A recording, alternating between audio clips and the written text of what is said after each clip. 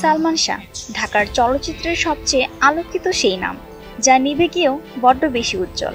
6 September এলেই সেই আক্ষেপ বেড়ে যায় সিনেমা পাড়ায়। তার মৃত্যুদিনে অস্ট্রেলিয়া থেকে ফেসবুক পোস্টে শাবনূর লিখেছেন, কোথায় হারিয়ে গেলে সালমান, তোমার স্মৃতিগুলো আজও আমায় কাঁদায়। তার এই পোস্ট ঘিরে নেটিজেনদের মধ্যে চলছে নানা আলোচনা সমালোচনা। 90 দশকের ঢাকাই সিনেমার অন্যতম সফল জুটি সালমান শাহ ও শাবনূর।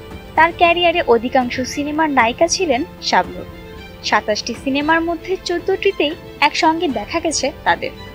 এর মধ্যে রয়েছে স্বপ্নের ঠিকানা, বিচার হবে, তোমাকে চাই, স্বপ্নের পৃথিবী, জীবন সংসার, চাওয়া থেকে পাওয়া, স্বপ্নের নায়ক ও আনন্দ অশ্রু।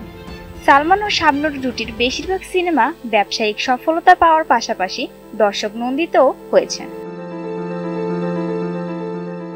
সালমান শাহর মৃত্যুবার্ষিকী উপলক্ষে তার সঙ্গে ফ্রেমবন্দি 3টি ছবি পোস্ট করেছেন অস্ট্রেলিয়া প্রবাসী শাবনূর।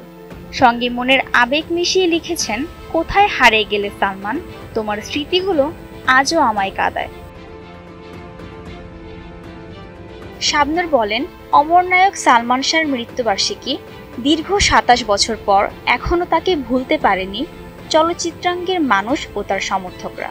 যেখানে আছো ভালো থেকো স্বপ্নের নায়ক, তোমার মাগফিরাত কামনা করছি।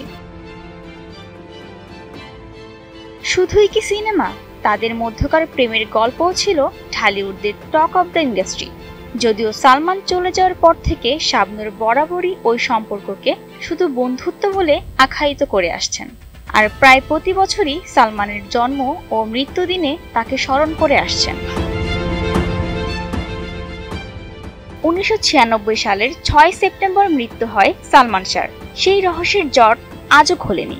পুলিশ ব্যুরো অব ইনভেস্টিগেশনের 2020 সালের দেওয়া প্রতিবেদনে বলা হয়, সালমান শাহ আত্মহত্যা করেছিলেন। সালমান শাহর মৃত্যু নিয়ে ধোঁয়াশা থাকলেও তার জনপ্রিয়তা এতটুকুও কমেনি। তার অভিনয় দক্ষতা কিংবা স্টাইল ছিল সময়ের চেয়েও অনেক এগিয়ে। 90 দশক হোক কিংবা এই প্রজন্ম, সবার কাছেই প্রিয় নাম সালমান শাহ।